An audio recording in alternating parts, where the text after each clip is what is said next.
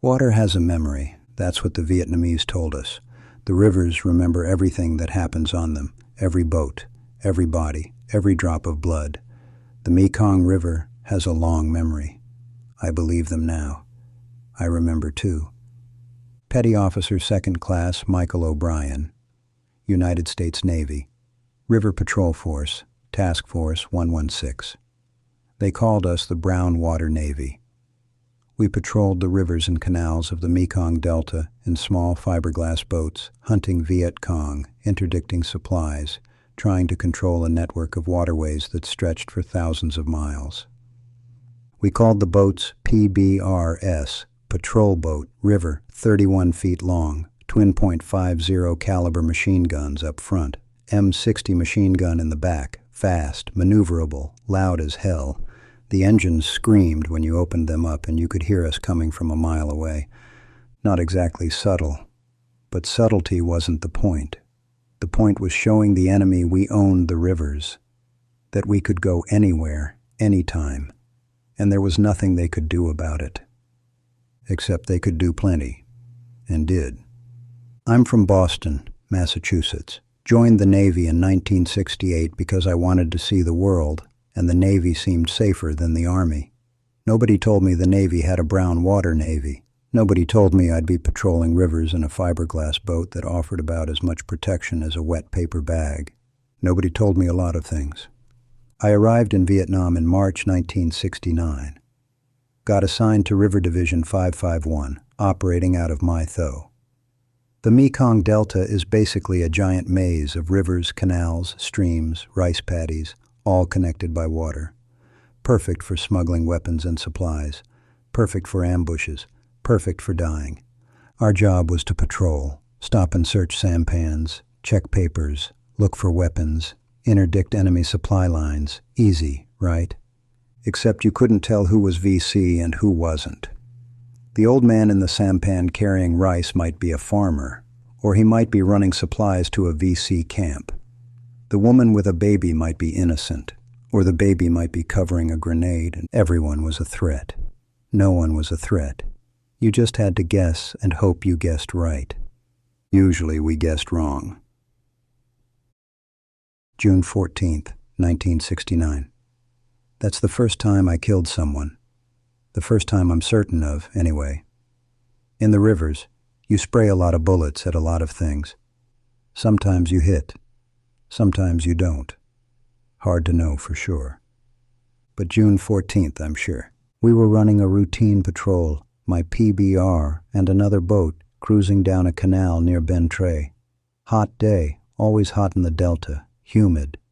The kind of heat that soaks through your clothes and never leaves. Mosquitoes everywhere. The water was brown, always brown, muddy. You couldn't see 6 inches below the surface. I was on the aft gun manning the M60. Our boat captain was Petty Officer Dave Paulson from Minnesota. Good guy, solid. Been in country for 6 months. The other crew members were Tommy Ricci, gunner's mate from New Jersey, and John Doc Washington, our corpsman from Alabama. We'd been out since dawn, stopped maybe a dozen sampans, checked papers, found nothing. Normal day. Then we came around a bend, and there it was. A sampan, larger than usual, riding low in the water. 3 men aboard, young, military age. They saw us and immediately started paddling toward the bank. "Stop, Dung Lai!" Paulson was shouting through the bullhorn. "Stop your vessel!" They kept paddling, faster. "Warning shots!" Paulson ordered. Ricci fired a burst from the .50 caliber over their heads, tracers skipping across the water. The sound was deafening, like ripping metal. The men in the sampan didn't stop. One of them reached under a tarp. "He's got a weapon!" Doc shouted. Everything happened in slow motion and too fast at the same time. The man pulled out an AK-47, brought it up, pointed it at us. Ricci opened up with the .50 caliber. I opened up with the M60. The other PBR joined in, all of us firing at once. The noise was incredible. The sampan just disintegrated. Wood exploding, water spraying. The men, they just came apart. That's the only way to describe it. The heavy machine gun rounds tore through them like they weren't even there. It lasted maybe 5 seconds. Then silence, ringing ears, smoke from the guns. The sampan was gone, sunk. The men were gone too, pieces of them floating in the water, blood spreading out in the brown current. We circled around. Paulson radioed it in. Hostile contact. 3 enemy killed in action. Weapons recovered. We pulled some AK-47s and ammunition out of the water, enough to justify the kill. But I kept seeing that man's face. The second before Ricci fired. He couldn't have been more than 20, maybe younger, just a kid, like me. I was 21. We continued the patrol. Nobody talked about it, just kept going. That's what you did. You killed people and moved on, because if you stopped to think about it, you'd go crazy. The ambushes were the worst. You never knew when they were coming, never knew where. The VC would wait in the tree line, hidden in the vegetation, and open up when you were right in front of them. July. We lost our first boat. We were running a patrol near Travin, 4 boats in a column, standard formation. The lead boat rounded a bend and the VC opened up from both banks. RPGs, machine guns, AK-47s, everything. The lead boat took 2 RPG hits, just exploded. 1 second it was there, the next it was on fire and sinking. We returned fire, all of us, every gun blazing, firing at muzzle flashes, firing at shadows, firing at anything that moved. The noise was unbelievable. Spent brass cascading everywhere. The smell of gunpowder so thick you could taste it. The ambush lasted maybe 2 minutes, felt like hours. When it ended, the VC melted back into the jungle. Gone, like ghosts. The lead boat was half sunk, 3 crew members wounded, 1 dead. Engineman Second Class Jerry Potter from Oklahoma took an RPG fragment to the chest, died instantly. We pulled the survivors out, medevaxed them, towed what was left of the boat back to base. Potter's body went in a bag. That night, nobody slept. We just sat around drinking, smoking, not talking. What was there to say? Potter was gone. Could have been any of us. Would be some of us, eventually. Just a matter of time.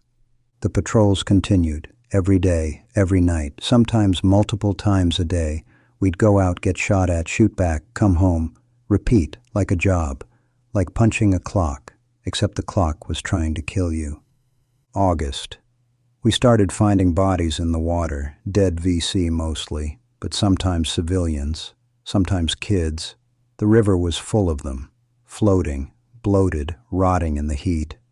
We'd call it in, but nobody would come get them, so they'd just float downstream, become part of the river. Water has a memory. The Mekong was remembering everything. September. I killed a woman. We were checking a sampan. Old woman, maybe 60. She had papers. Everything looked legitimate. Paulson cleared her to go. She started paddling away. Then she turned around and threw something, a grenade, Chinese stick grenade. It bounced off the boat and landed in the water, exploded underwater. Shrapnel peppered the hull. Nobody got hurt, but it was close. Ricci spun the .50 caliber around and opened fire. Caught the woman in the back. She went into the water. Didn't come up. We searched the sampan, found more grenades, found propaganda leaflets, found a photograph of her with VC fighters. She wasn't just an old woman. She was VC, active combatant, but she looked like somebody's grandmother, and I'd watched her die. That night Ricci got drunk, really drunk, started crying. Doc and I had to carry him back to his rack. "She looked like my nonna," he kept saying. "Just like my nonna." We told him it was different, told him his grandmother wasn't VC, told him he did the right thing. But we all knew. There was no right thing. There was just survival, just killing or being killed, just doing whatever you had to do and trying to live with it afterward. The monsoon season started in October. Rain, constant rain. The rivers rose. The current got faster. The visibility got worse, and the VC kept attacking. We lost another boat in November. Same thing. Ambush. This time near Sadek. RPG hit the fuel tanks. The boat exploded. Everyone aboard died. 4 men. I knew all of them. Petty Officer Mike Chen from San Francisco. Seaman David Miller from Texas. Engineman Frank Kowalski from Chicago. Gunner's mate James Taylor from Georgia. 4 more names for the wall. 4 more bodies in bags. 4 more families getting Western Union telegrams. We stopped learning new guys' names. Replacements came in all the time. Fresh-faced kids who didn't know anything. We'd give them basics. How to spot an ambush, where to take cover, how to return fire. Then they'd go out on patrol and learn the rest on their own. If they survived. Some didn't. Some lasted a week. Some lasted a day. The ones who survived long enough, we'd finally learn their names. But we tried not to get attached. What was the point? Paulson got rotated out in December. New boat captain came in, Lieutenant Junior Grade Robert Hayes from Virginia. Good officer, by the book. Paulson had been loose, flexible. Hayes was strict, followed every protocol, every regulation, got him killed within 3 weeks. We were checking a sampan. Hayes insisted on doing it by the book. Pull alongside, board the vessel, search it thoroughly. The old way, the slow way. Paulson would have just made them empty their cargo on the bank while we covered them from the boat. Hayes boarded with Doc. I was covering from the aft gun. Ricci was on the .50 caliber. The sampan had 2 men aboard, both young, both nervous. Hayes was searching the boat when one of the men pulled a knife, stabbed Hayes in the side. Doc shot the man. The other man jumped overboard. Ricci shot him in the water. We pulled Hayes back to our boat. The wound was bad, deep. Doc did what he could, but we were 20 minutes from the nearest aid station. Hayes bled out before we got there. 3 weeks. That's all he lasted. 3 weeks in the Brown Water Navy, and he was dead because he followed the rules. The new boat captain was Chief Petty Officer Marcus Williams from Louisiana. He'd been in country for 8 months, knew the rivers, knew the VC tactics, knew how to survive. We don't board sampans anymore, he told us on his first day. We stay in the boat. They bring their cargo to us. Anyone reaches for a weapon, we light them up. Anyone tries to run, we light them up. Anyone looks at us wrong, we light them up. Questions? Nobody had questions. We all understood. This was how you survived. You became harder, colder, more paranoid, more willing to shoot first and ask questions never. You became something else, something that wasn't entirely human anymore. February 1970, almost a year in country. I was short, had maybe 2 months left before I rotated home. Everyone said being short was dangerous, made you too careful, made you think about the future instead of the present, made you vulnerable. They were right. We were running a night patrol, full moon. Visibility was decent. The river was silver in the moonlight. Almost beautiful. Almost peaceful. We came around a bend and saw a sampan, dead in the water. No lights, no movement, just sitting there in the middle of the channel. Trap, Ricci said immediately. Gotta be a trap. Williams agreed. Could be bait. VC on the banks waiting for us to investigate. Could be disabled, Doc said. Could be people who need help. Or people waiting to blow us up, I said. Williams made the call. We lighted up from range. Nobody gets close. That was the smart play, the safe play, the play that kept us alive. But then we heard it, a baby crying, coming from the sampan. Fuck, Williams said. Fuck. Could be a recording, Ricci said. VC do that, use recordings to lure us in. Could be a real baby, Doc said. We sat there in the boat, engines idling, listening to a baby cry in the darkness, trying to decide if it was real, trying to decide if it mattered. If there's a baby, Doc said, and we just shoot, we'll kill it. If there's not a baby, I said, And we investigate, they'll kill us. William stared at the sampan, at the dark shape floating in the silver water. The baby kept crying, loud, desperate. "All right," Williams finally said. We approach slow, weapons hot. First sign of trouble, we open up and get the hell out. "Doc, Chief, you're on the guns. Ricci and I will board." We crept forward, slow, every nerve on fire, expecting bullets, expecting RPGs, expecting to die. The sampan got closer. 20 yards, 15, 10. We could see inside it now, see the shape of something in the bottom of the boat. It was a baby. Real baby. Maybe 6 months old. Lying in the sampan. Crying. Alone. No parents. No adults. Just the baby. "What the fuck?" Ricci whispered. Williams and Ricci boarded. Checked the sampan thoroughly. No weapons, no explosives, no trap. Just a baby, crying in a boat in the middle of the Mekong River. Doc took the baby, checked it over. Dehydrated but otherwise okay. We radioed it in, called for instructions. "Bring it to the nearest village," headquarters told us. "Find the parents. If you can't find them, leave it with local authorities." We brought the baby to the nearest village, asked around. Nobody claimed it. Nobody knew where it came from. Or they wouldn't say.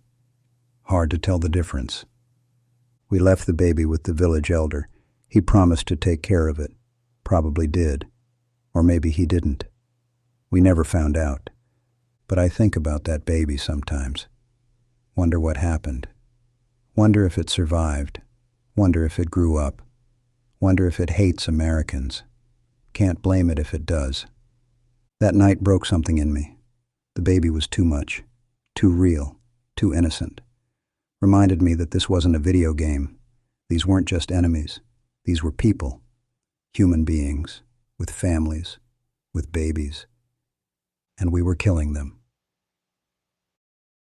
I rotated home in April 1970. My tour was over. I'd survived. The Navy gave me 30 days leave before my next assignment. I flew from Saigon to Travis Air Force Base in California. Then commercial flight to Boston.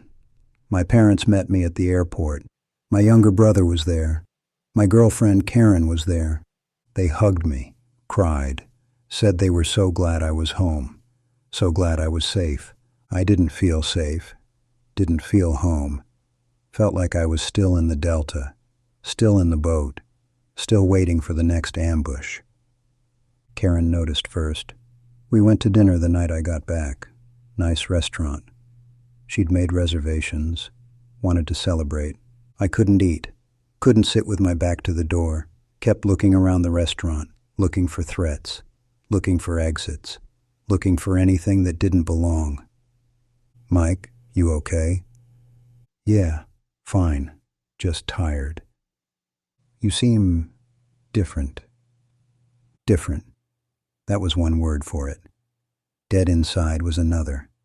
Hollowed out. Used up. Broken. I tried to explain what the Delta was like. Tried to tell her about the ambushes, the bodies, the constant fear, the baby in the sampan.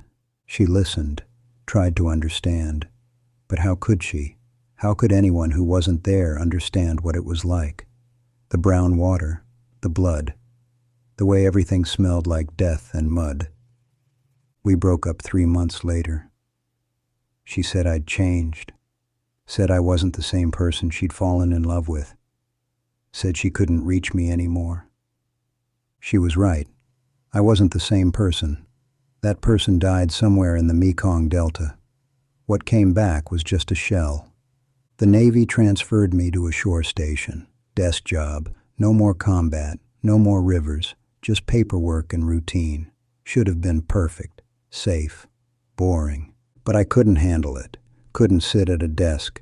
Couldn't focus on paperwork. Every time I heard a loud noise, I'd dive for cover. Every time I saw water, I'd see the Delta, see the bodies, see the blood spreading in the current. I started drinking. Every night. Sometimes during the day. Anything to stop seeing it. Stop feeling it. Stop remembering. Got a DUI in 1972. Navy gave me a warning. Got another one in 1973. Navy kicked me out. Other than honorable discharge. After 5 years of service, after a year in the Delta, after everything I'd done, they just kicked me out.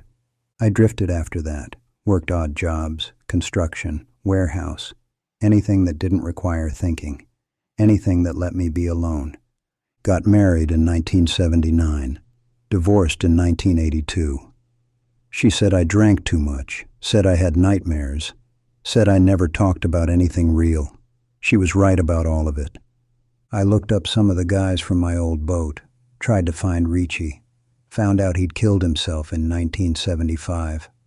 Shotgun.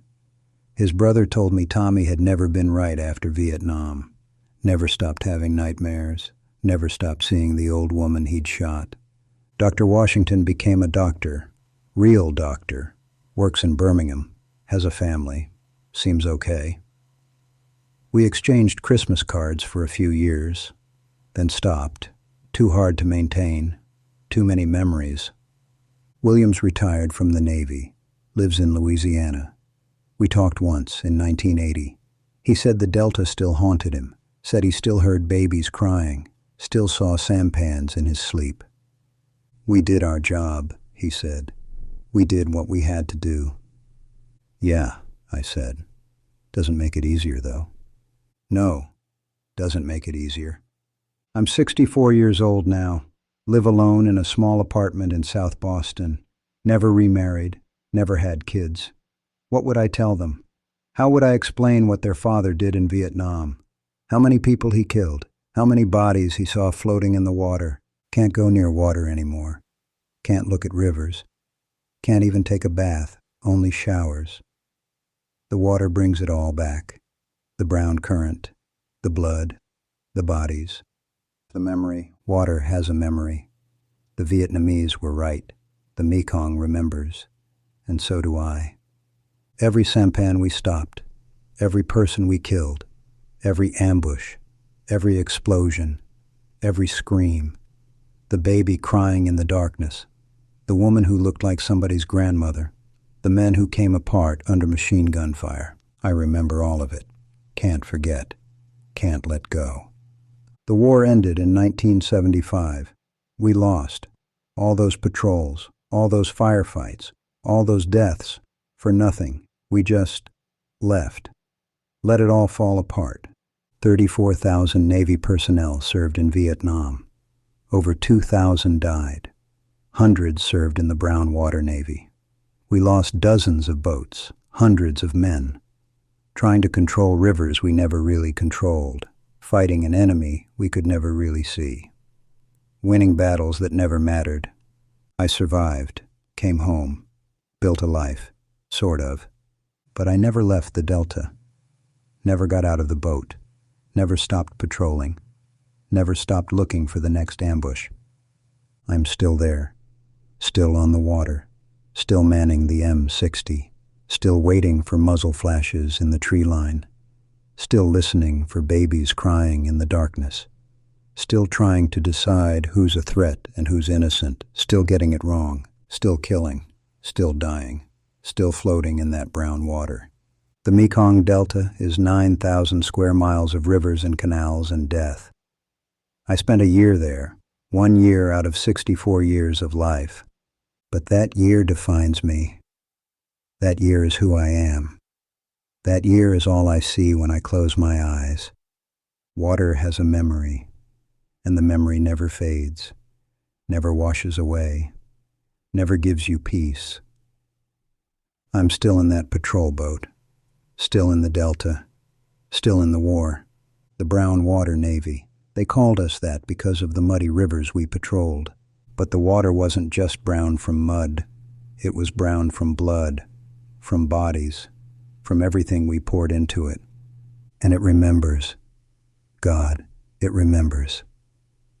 So do I, still patrolling, still killing, still drowning, in water that never stops flowing, in memories that never stop coming, in a war that never really ended. The rivers remember, I remember, and neither of us can forget.